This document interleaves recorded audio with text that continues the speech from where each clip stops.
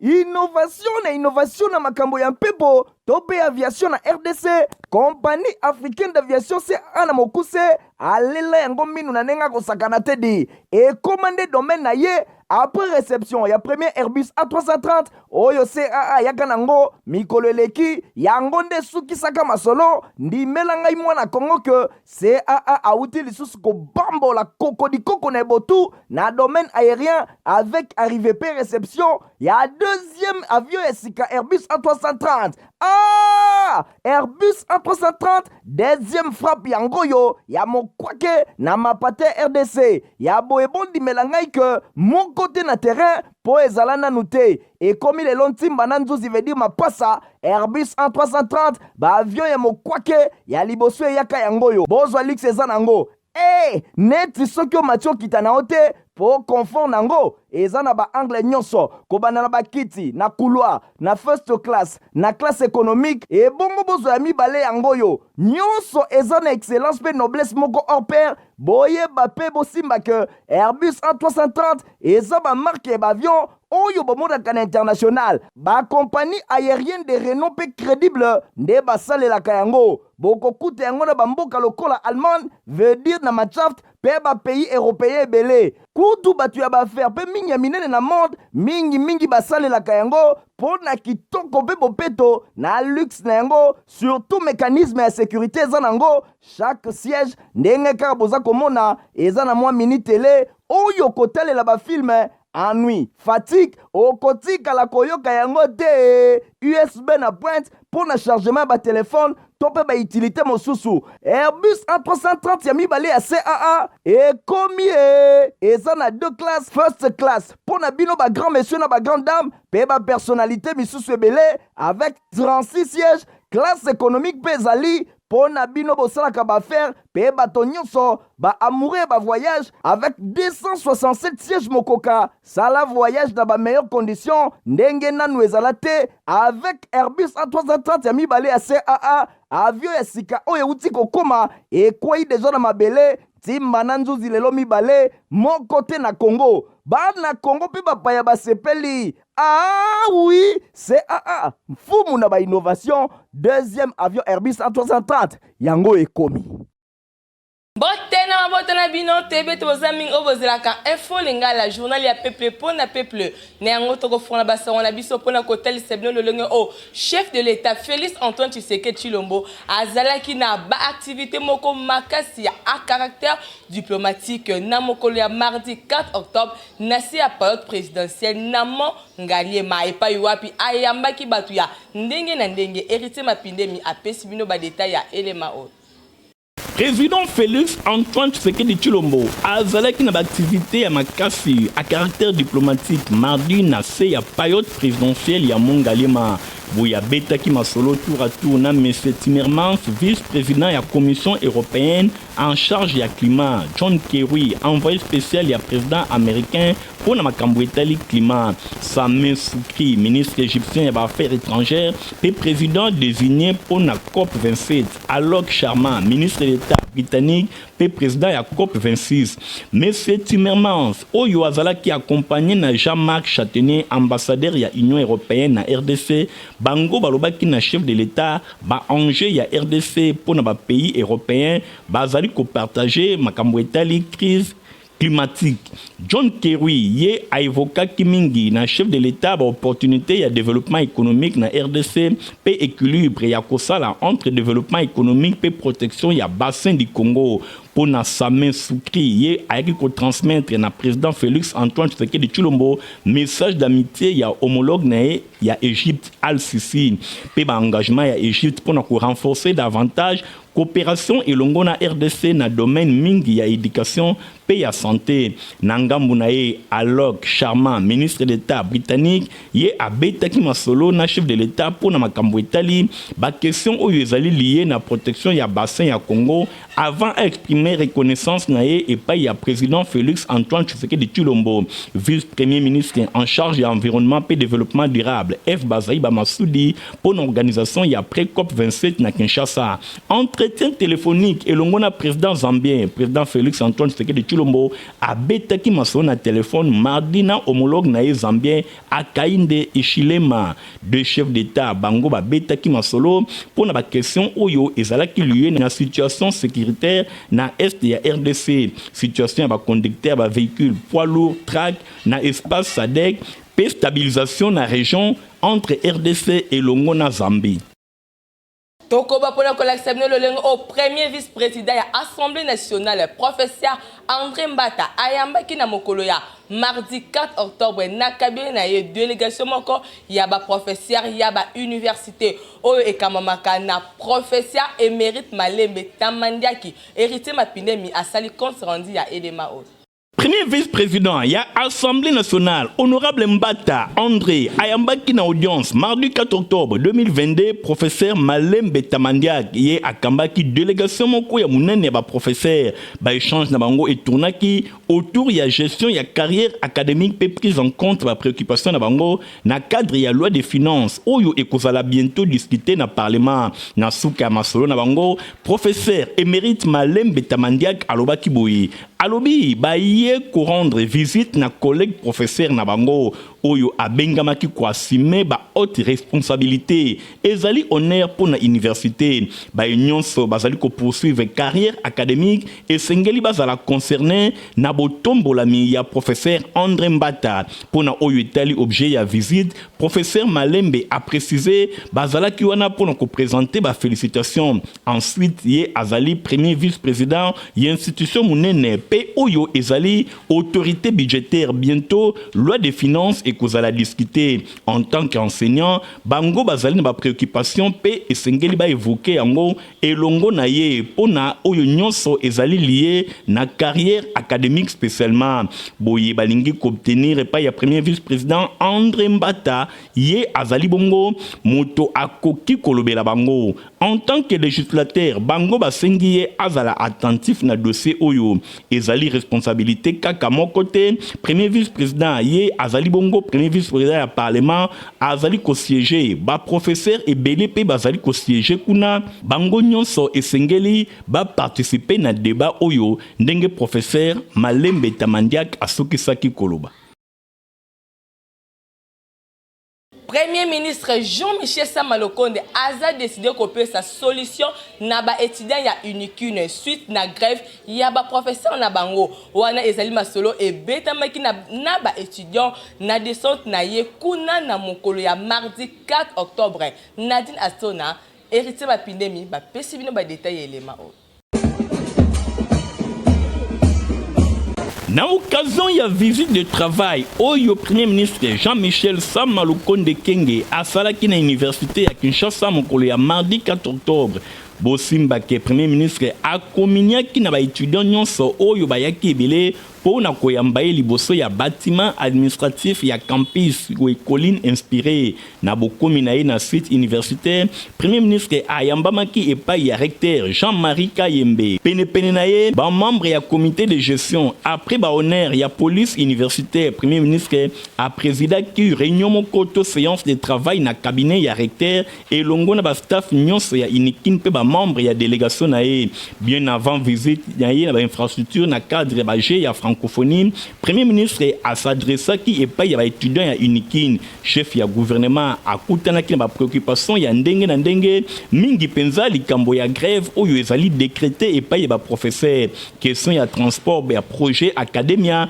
pe problème ya ba logement ya ba étudiant na qualité na ya chef ya gouvernement azali ko travailler makasi pour na matérialisation ya vision ya président Félix Antoine Tshisekedi Tshilombo. Jean-Michel Sama-Lukonde Kenge azangaki te kopesa ba assurance et pa ya ba étudiant na volonté oyo chef de l'état azana yango elongo na gouvernement pour na retrouver ba solution na ba problème nyonso oyo bango bazana yango alobi azana sengo lelo pour na ko changer elongo na ba étudiant depuis ye a commis pendant que azalaki na bâtiment ayokaki déjà message oyo ezalaki lancé alobi ya liboso ezalaki kosenga ke grève elongo na inikin pe amoni ke na niveau ya gouvernement bango bazali kosala déjà makambo etali dialogue oyo ezali tradition na bango bazali ko beta déjà masolo elongo na corps professoral bakolobela lisusu likambo etali grève na bango pona koluka solution alobi ke aye awa soki solution ezalaka pene te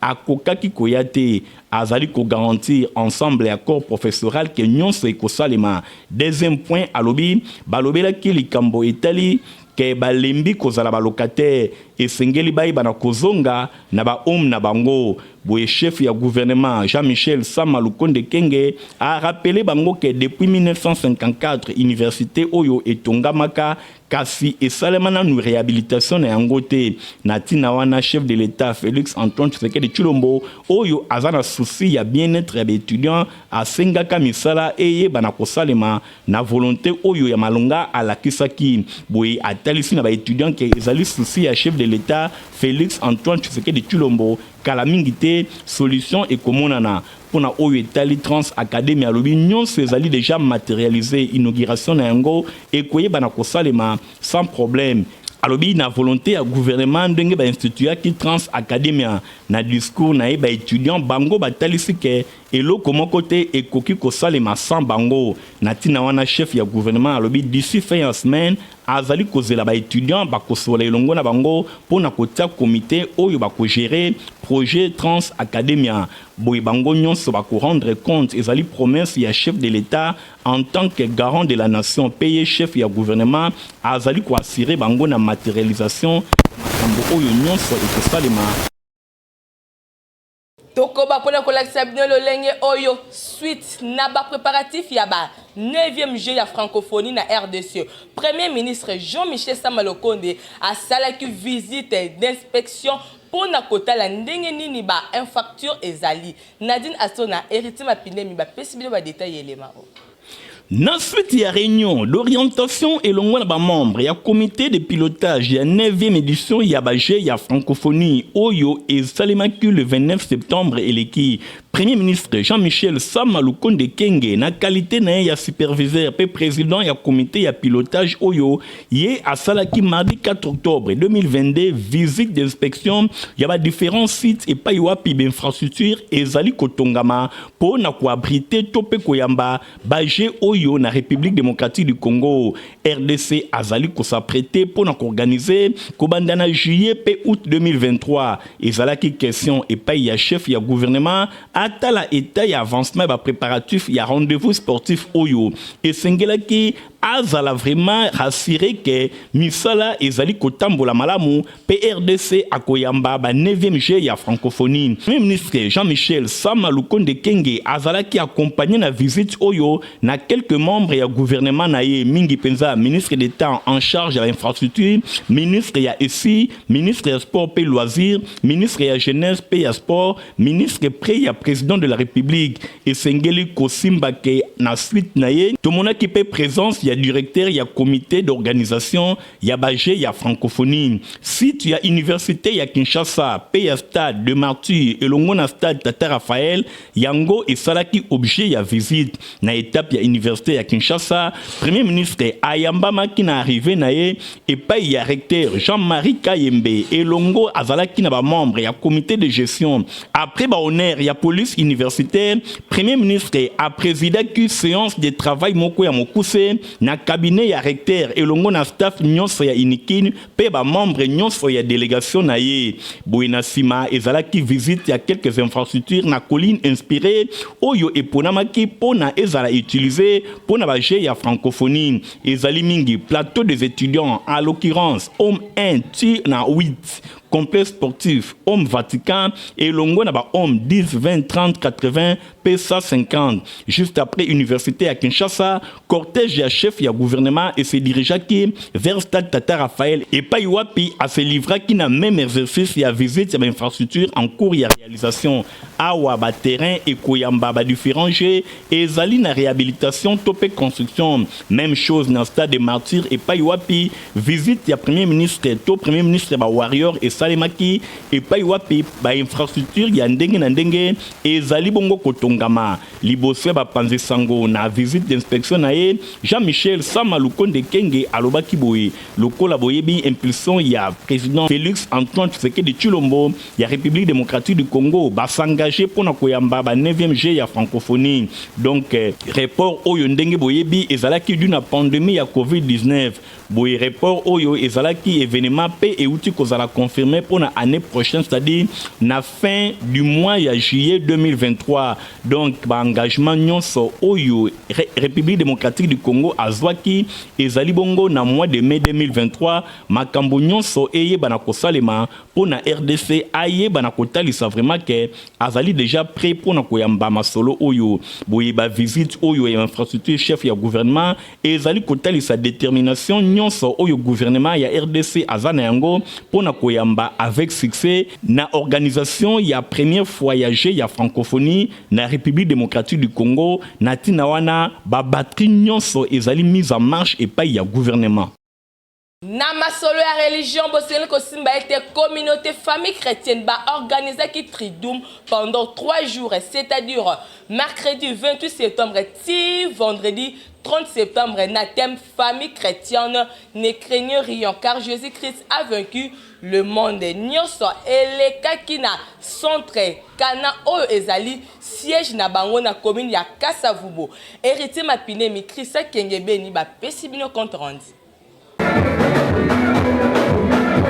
Famille chrétienne, Nabokambeme ya couple berger, Botolo, Papa Léon pe Maman Valentine. Bazalaki na 3 jours ya trilum, ya ba prière, ya kafu kafu en faveur ya ba membre ya communauté famille chrétienne nyonso et salemaki na centre Canaan oyo ezwami na commune ya Kasavubu nyonso bandaki le 28 p nyonso esukaki le 30 septembre 2022. Bosimba ke po na trilum oyo pendant 3 jours. Thème na yango ya munene ezalaki bongo famille chrétienne, ne craignez pas, Jésus-Christ a vaincu le monde. Nyonso ezalaki tiré na livre ya Jean chapitre 16 verset 33. Bongo pendant mikolo nyonso misatu ezalaki bongo milulu ya kafu kafu trilum oyo ezalaki bongo réussite totale. Pona mokolo ya liboso ezalaki bongo na sous-thème de quoi avez-vous peur tiré na mokanda ya Marc chapitre 4 verset 35 à 41. Pona mokolo ya liboso ezalaki bongo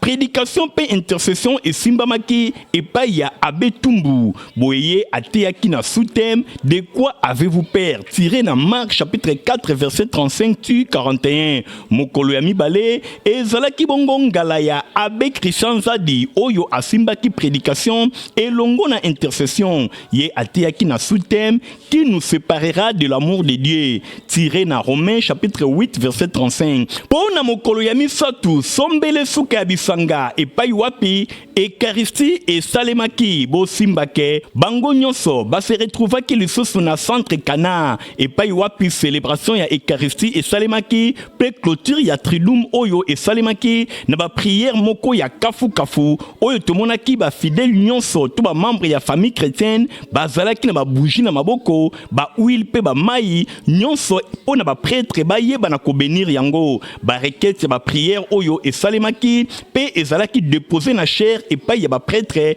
enfin ke ba yeba na ko sambelela yango bongo ba bougie nyonso na sima ba prière pe d'intercession yango ezalaki déposer na grotte mariale pona ko senga na Sainte Vierge Maman Maria ayeba na ko intercéder et pa ya mwana ye nkolo Yesu Kristo enfin ke ba requête nyonso pe ba prière et yeba na ko za solution pona mokolo ya misatu oyo boye Abbé John Mabiala yende ateyaki mateya pe intercession ezalaki assuré et pa ya Abbé Stéphane boye sous-thème ya mokolo ya misato ezalaki ne craignez pas car Jésus-Christ a vaincu le monde. Nyonso ezalaki tiré na mokanda ya Jean chapitre 16 verset 33. Nyonso elekaki bongo kitoko pendant 3 jours tridum oyo ezalaki na ba prière ya kafu kafu ba membre nyonso ya communauté famille chrétienne ba mi pesaki na losambo ba mi pesaki na ba prière pe na ba jeûne pamba te tridum oyo elakisaka tango oyo batu ba mi pesaka na ba prière pe ba jeûne ya kafu kafu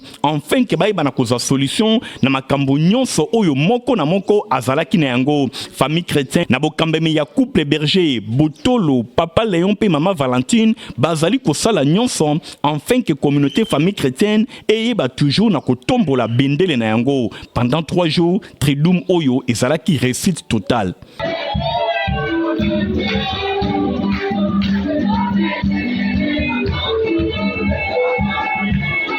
Compagnie africaine d'aviation CA a présenté bino ba mo bangé na avion na Airbus 330 et na capacité à plus de 300 places. Bolanda commentaire.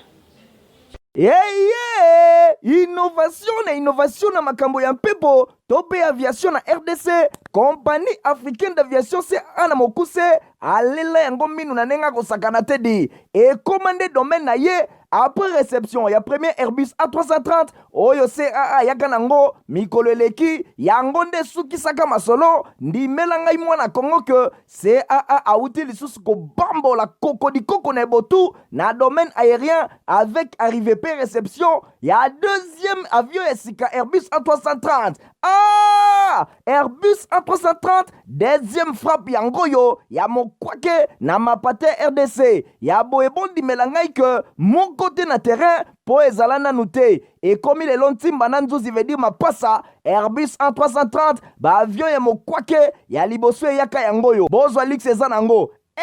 neti soki omatio kita na ote po confort nango eza na ba angle nyonso kobana na bakiti na couloir na first class na classe économique et bongo bozo ya mibale yango yo nyonso eza na excellence pe noblesse moko hors pair boye ba pe bosimba que Airbus A330 eza ba marque ba avion oyo bomodaka na international ba compagnie aérienne de renom pe crédible nde basalelaka yango bokokuta yango na bamboka lokola Allemagne veut dire na Machaft pe ba pays européen ebele kutu batu ya baaffaire pe mingi ya minene na monde mingi basalelaka yango po na kitoko pe bopeto na luxe na yango surtout mécanisme ya sécurité eza nango chaque siège ndenge kaka boza komona eza na mwa mini télé oyo kotalela bafilme ennui, fatigue, okotika koyoka yango te USB na pointe pour na chargement ba téléphone tope ba utilité mosusu Airbus A330 ya mibale ya CAA et komi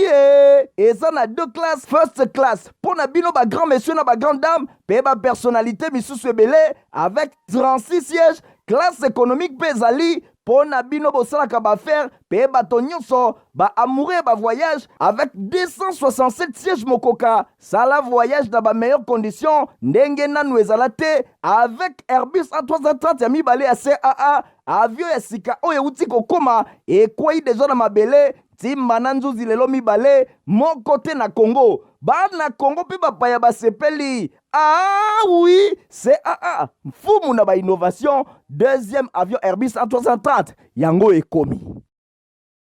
na masolo éducation bosengeli kosimba ete na occasion ya 57e anniversaire ya école Masamba fondation Alidor Masamba elongo na président na yango ba assister ki pe na élection ya coordination ya ba élève ya école Masamba na 12e rue limité héritier mapindemi a pesibino ba détail ya NMA.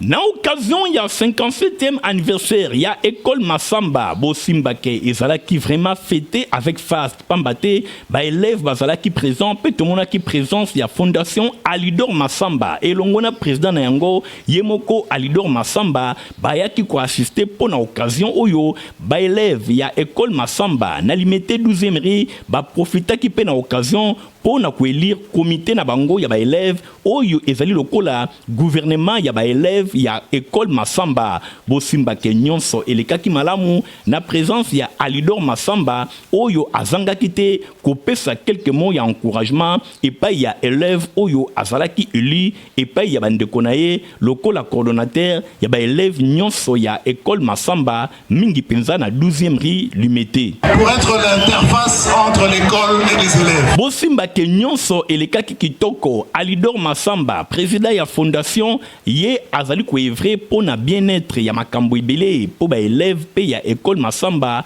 bayeba na kozala tango nyonso na ndenge ya malamu ba enseignement ezali kopesama vraiment kitoko. École Masamba azali ko garder toujours ba valeur na ye oyo bato nyonso bayebi éducation ya qualité ndenge moko ya ba enseignant oyo asala 40 ans mokoka na école Masamba azangaki te kotalisa esengo na ye. Ça n'a pas compensé na ba parents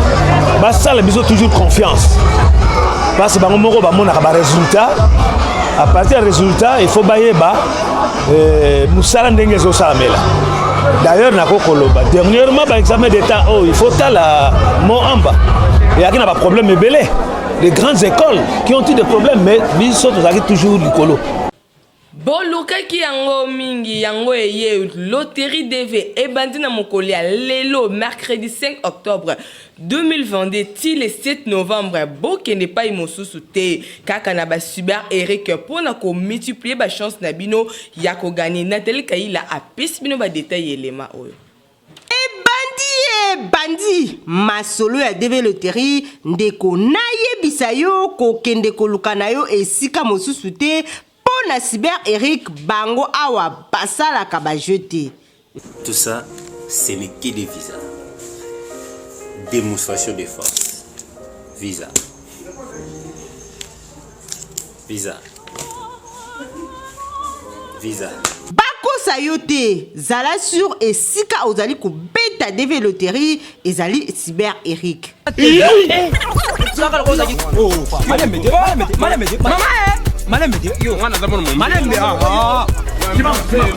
Papa, nga ko mnangeza iko te nga ko mnangeza trafe yo be nga iko pani. Yo na Eric Grave. Nga te pardon.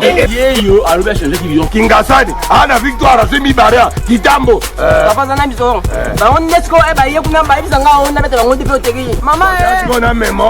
Attention. Yo moto ozana libanda ya mboka ADG Eric Mwamba alobi ko banga na yote okoki ko beta DV loterie na Cyber Eric. Ane oyo ko beta DV loterie eza nango kaka ndenge to mesana ko beta na $5 mais avantage ezali ebele et surtout ce que vous gagnez yeba yango prise en charge ezali ata ozana ndeko na États-Unis te biso to ko supporter to ko pesa yo logement mais pona bino bato bofandi musika to bozali na Brazzaville to pe na ba province to lobi boui ata ozali na Afrique musika na RDC okoki ko beta DV loterie to lobaki malamu ke DV loterie ane oyo eza possible obeta yango à distance na l'agence Eric Travel nyonso yeba yango pona ne oyo ata bato musika bokozwa pe prise en charge. Cyber Eric zwa bango na ba adresse oyo na limité 11e rue numéro 119 quartier industriel référence Oleki INPP au Poussani en face ya Serve Air au Komona Cyber Eric Bana Massina boulevard Lumumba numéro 38 quartier sans fil référence en face ya Kimbuta et bongo na Victoire Matongé avenue Victoire numéro 120 en diagonale na maison ya Mèche Olga Kabelo non loin ya maison communale ya Kalamu kaka na Victoire bazabongo na deuxième adresse rond-point Victoire avenue Eyala numéro A1 na station de vente ya carburant Erneco juste na rond-point Victoire bato ya Kitemo magasin na avenue Kasavubu numéro 3 quartier Joli Parc référence rond-point Kitambo magasin topé supermarché Facebook Biso tombeli bino nyonso bonne chance na Cyber Eric ozabongo rassuré toza la communiqué nécrologique moko bola na l'action nango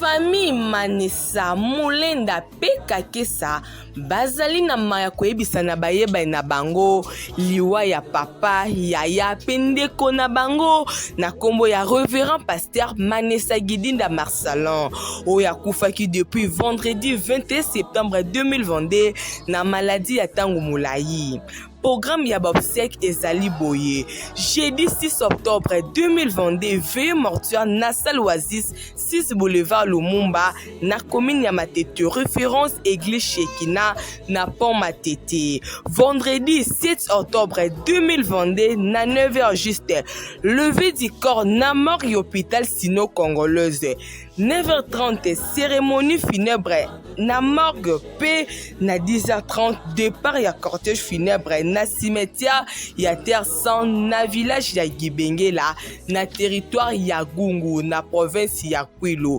Tika ete sango oyo ekomela ba ressortissant nyonso ya Kwilu na territoire ya Gungu oyo bayebaki papa Manessa Gidinda Marcelin. Journal ya bino bolingaka mingi info lingale ko bon na suka journal ya peuple pona peuple Castoro kabona bon te sont toutes photos pesa merci mingi na Igor Tingi ozaki na sima ya caméra montage Christian Kenge Beni bosimba ete journal oyo ezaki bon supervisé na yemoko héritier Mapindemi. Au revoir. Innovation na makambo ya mpepo tope aviation na RDC compagnie africaine d'aviation CA na mokuse alela yango minu na nenga kosakana tedi et commandé domaine na ye après réception ya premier Airbus A330 oyo CAA yaka nango mikolo eleki yango nde sukisaka masolo ndimela ngai mwana Kongo ke CAA auti lisusu kobambola koko na botu na domaine aérien avec arrivée pe réception ya deuxième avion esika Airbus A330. Airbus A330 deuxième frappe yango yo ya mokwake na mapate RDC ya boebondi melangai ke mon côté na terrain po ezala nanu te ekomi lelo ntimba na nzuzi veut dire mapasa Airbus A330 ba avion ya mokwake ya liboso eyaka yango yo bozwa lix eza nango neti soki omatio kita na ote po confort nango eza na ba angle nyonso kobanda na bakiti na couloir na first class na classe économique et bongo bozo ya mibale yango yo nyonso eza na excellence pe noblesse moko hors pair boyeba pe bosimba ke Airbus A330 eza ba marque ba avion oyo bomonaka na international ba compagnie aérienne de renom pe crédible nde basalelaka yango bokokuta yango na bamboka lokola Allemagne veut dire na Machaft pe ba pays européen ebele kutu batu ya bafaire pe mingi ya minene na monde mingi basalelaka yango pona kitoko pe bopeto na luxe na yango surtout mécanisme ya sécurité eza nango chaque siège ndenge kaka boza komona eza na mwa mini télé oyo kotalela bafilme ennui, fatigue, okotika la koyoka yango te USB na pointe pour na chargement ba téléphone tope ba utilité mosusu Airbus A330 ya mibale ya CAA et komi eza na deux classes first class pour na bino ba grand monsieur na ba grande dame pe ba personnalité misusu ebele avec 36 sièges classe économique pe zali pour na bino bosalaka ba faire pe bato nyonso ba amoureux ba voyage avec 267 sièges mokoka sala voyage dans ba meilleures conditions ndenge nanu ezala te avec Airbus A330 ya mibale ya CAA avion ya sika oyo uti kokoma ekwei deja na mabele timba na nzuzi lelo mibale moko te na Congo bana Congo pe bapaya basepeli oui CAA mfumu na ba innovation deuxième avion Airbus A330 yango ekomi